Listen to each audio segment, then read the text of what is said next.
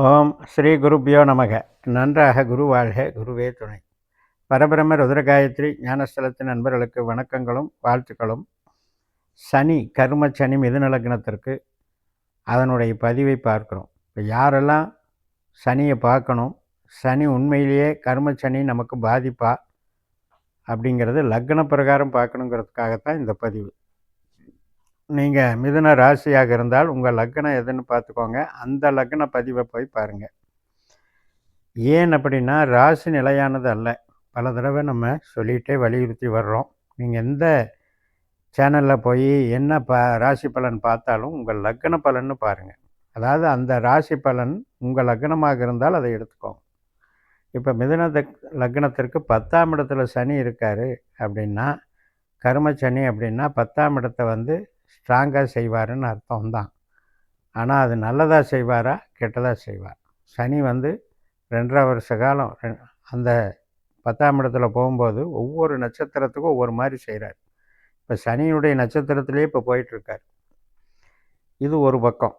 அதுபோக நம்ம ஜனன ஜாதகத்தில் சனியினுடைய திசையோ புத்தியோ அந்தரமோ சூட்சமோ நடக்குதான்னு பார்த்துக்கோங்க.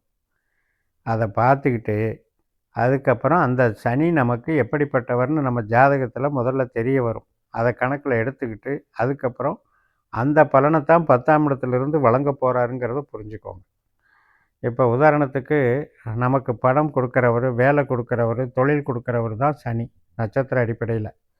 அப்படிப்பட்டவர் தான் அப்படின்னாலும் கூட நம்ம ஜன்ம ஜாதகத்தில் லக்ன புள்ளின்னு ஒன்று இருக்கும்.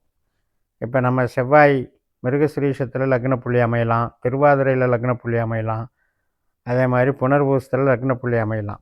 அதுக்கு தகுந்த மாதிரி இந்த பாவங்கள், பாவ அதிகாரங்கள் மாறுபடும். இப்போ சனி தொழில் ஸ்தானமான 2ஆம் இடம், 6ஆம் இடம், 10ஆம் இடம் சார்ந்த பலத்தை உங்கள் ஜாதகத்தில் இருக்கான்னு பார்த்துக்கோங்க. அப்படி இருந்ததுன்னா தொழிலுக்கு அது நல்லது. உங்களுக்கு சனி திசை நடக்கும்போதோ அல்லது புத்தி நடக்கும்போதோ அந்தரம் நடக்கும்போதோ தொழிலில் உங்களை பெரிய லெவலில் டெவலப் பண்ணி விட்டுரும்.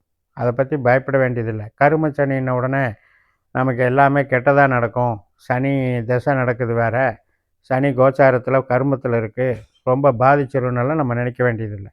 நம்ம ஜாதகத்தில் தொழில் பாவத்துக்கு அதிகாரம் பெற்றிருக்கிற சனியாக நம்ம பாஸ்கர அஸ்ட்ராலஜி சிஸ்டத்தில் உங்கள் ஜாதகத்தை கணித்து பார்த்து முதல்ல அதை செலக்ட் பண்ணிக்கோங்க. அதை செலக்ட் பண்ண பிறகு இந்த சனி 10ஆம் இடத்துல அதன் மூலமாக நமக்கு நன்மை செய்யுதுன்னு புரிஞ்சுக்கோங்க. சரி, வேறு மாதிரி இருக்குது நம்ம ஜாதகப்படி 3ஆம் இடம், 7ஆம் இடம், 9ஆம் இடம், 11ஆம் இடம், 5ஆம் இடம் இப்படி தொடர்புகள் இருக்குது அப்படின்னா மூளை உழைப்பு சார்ந்து நம்மளுக்கு நன்மைகளை செய்ய போகுதுன்னு அர்த்தம். உற்பத்தி சார்ந்தோ சேல்ஸு சார்ந்தோ இல்லாமல் மூளை உழைப்பு சார்ந்து நன்மை செய்ய போகுதுன்னு அர்த்தம். அப்படியும் இல்லாமல் நம்ம ஜனன ஜாதகத்தில் 4, 8, 12 தொடர்பில் நம்ம சனி ஜாதக சனி இருந்தது என்றால் அப்போ தான் 10ல் இருந்தாலுமே கூட அந்த 10ஆம் பாவம் என்கின்ற நம்முடைய கர்மாக்கள், நம்முடைய தொழில்கள், நம்முடைய ஈடுபாடுகள், நம்முடைய செயல்பாடுகள் அதன் மூலமாக அந்த 8ஆம் பாவம் 12ஆம் பாவத்தை தான் தரப்போகுது. அதாவது கஷ்ட நஷ்டத்தை தான் தரப்போகுது, செலவை தரப்போகுது, கடுமையான வாக்குவாதங்கள், ஒருத்தர்கிட்ட பேசும்போது கூட கடுமையான வாக்குவாதங்கள், பகைகள் ஏற்படுறது, வழக்கு ஏற்படுறது, உடல் உபாதைகள், திடீர் விபத்துகள், இதனால் நமக்கு கர்மசனி இது பண்ணுறது, துக்க செய்திகள் நம்ம வீட்டில் நடக்குது. நம்ம வீட்டில் பெரியவங்களுடைய ஒரு இழப்புகளோ மற்ற உறவினர்களுடைய இழப்புகளோ துக்க செய்திகள் வருவது, இது எல்லாமே இந்த 8, 12 தொடர்பு இருந்தால் மட்டும் எடுத்துக்கோங்க. அப்படி இல்லாமல் எல்லாருமே இதை எடுத்துக்க வேண்டியது இல்லை. சனி கெட்டவர் தான், ஆனால் நம்ம ஜாதகத்துக்கு நல்லவரா கெட்டவரான்னு பார்த்துட்டு தான், அதுவும் சனியினுடைய திசாபுத்தி அந்தரம் நடந்தால் மட்டும் இதை பாருங்கிறத வலியுறுத்துவதற்காகத்தான் இந்த பதிவு. நம்ம ஜென்ரலாக என்ன சொல்கிறோம், நம்ம ராசியை வச்சு 7.5 சனின்னு முடிவு பண்ணுறோம்.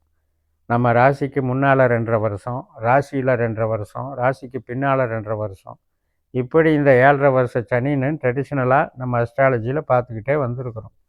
அது பொருந்தாத முறை, அது நமக்கு தவறாக புரிந்து கொள்ளப்பட்ட முறை.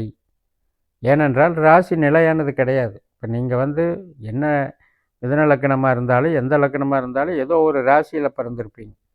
அந்த ராசியில் ஒரு நட்சத்திரத்தில் தான் பிறந்திருப்பீங்க. அந்த நட்சத்திரத்துக்கு உண்டான திசை தான் முதல்ல தொடங்கும். அதுக்கு அடுத்த திசைகள், அடுத்தடுத்த திசைகள் அப்படியே தொடர்ந்து வந்துக்கிட்டு இருக்கும். அப்படி திசைகள் மாற மாற நம்ம பிறந்த ஜாதக சந்திரனானவர் மாறுவதனால நமக்கு ராசியே மாறிடுறார் அவர். நாம் பிறந்த ராசியிலேயே இப்போ இல்லாமல் போயிடுறோம். அப்படி இருக்கும்போது அதை 7.5 சனி கான்செப்ட்னு எடுத்துகிட்டு ராசிக்கு முன்னால் வந்துச்சு பின்னால் வந்துச்சுன்னு எடுக்க வேண்டிய அவசியம் இல்லை. இந்த 7.5க்கு என்ன கணக்கு அப்படின்னா, நம்முடைய லக்னத்திற்கு 4ஆம் இடத்துல சனி வந்தாலோ, 8ஆம் இடமான மகரத்தில் சனி வந்தாலோ, 12ஆம் இடமான ரிஷபத்தில் வந்தாலோ, இந்த 3 2.5 7.5ங்கிறது ஒரு கணக்கு நம்ம முன்னோர்கள் சொன்னது வச்சுக்கலாம். இப்போ 4ஆம் இடம் அர்த்தாஷ்டம சனி, 8ஆம் இடம் அஷ்டம சனி, 12ஆம் இடம் விரை சனி, இதையும் இந்த 3ம் சேர்ந்தது தான் 7.5 சனி. இப்படி கான்செப்டை நீங்கள் புரிஞ்சுக்கோங்க. அதனால் நம்ம லக்னத்துக்கு இப்போ 10ல் இருக்கிற சனி நமக்கு பெரிய பாதிப்புகளை தரக்கூடிய ஸ்தானத்தில் இல்லை. 12ஆம் இடம்ங்கிறது தான் இழப்புகள், பெரிய பாதிப்பு. 4ஆம் இடமும் 8ஆம் இடமும் தான் கெட்ட பாவம். 10ஆம் பாவம் தொழிலுக்கு நல்ல பாவம். பட் அதே நேரத்தில் நம்ம ஜாதக சனி யார் அதையும் தெரிஞ்சுக்கணும். அப்போ ஜாதக சனி 2, 6, 10 தொழில் பாவ தொடர்பு பெற்ற ஜாதக சனியாக இருக்கும் பொழுது இந்த 10ஆம் இடத்துல சனி வந்ததுனால தொழில் பலத்தை அதிகமாக இன்க்ரீஸ் பண்ணி கொடுத்துட்றாரு. அது இல்லாமல் மற்ற பாவங்களாக இருந்தாலும் தொழில் ரீதியாக நமக்கு நன்மைகள் தான் நடக்குது. ஆனால் நம்ம ஜனன ஜாதக சனியானவர் 8ஆம் பாவ 12ஆம் பாவ தொடர்பு பெற்றிருந்தால் அது அந்த சனி திசை புத்தி அந்தரம் நடக்கும்போது கோச்சாரத்தில் எங்கே இருந்தாலுமே 10ல் இருந்தாலும் சரி 11ல் இருந்தாலும் சரி எந்த நம்ம லக்னத்திலேருந்து எந்த பாவத்துக்குள்ளே போயிட்டு இருந்தாலும் சரி இந்த 8ஆம் பாவ 12ஆம் பாவ தொடர்பு பெற்ற நமது ஜாதக சனி தீமையே செய்யும். அதை நீங்கள் மறந்துடக்கூடாது. அது சனி மட்டும் இல்லை, எந்த கிரகம் நமக்கு 8, 12ஆக வருதோ அந்த கிரகம் நமக்கு தீமைத்தான் செய்யும் அதனுடைய காலகட்டங்களில்.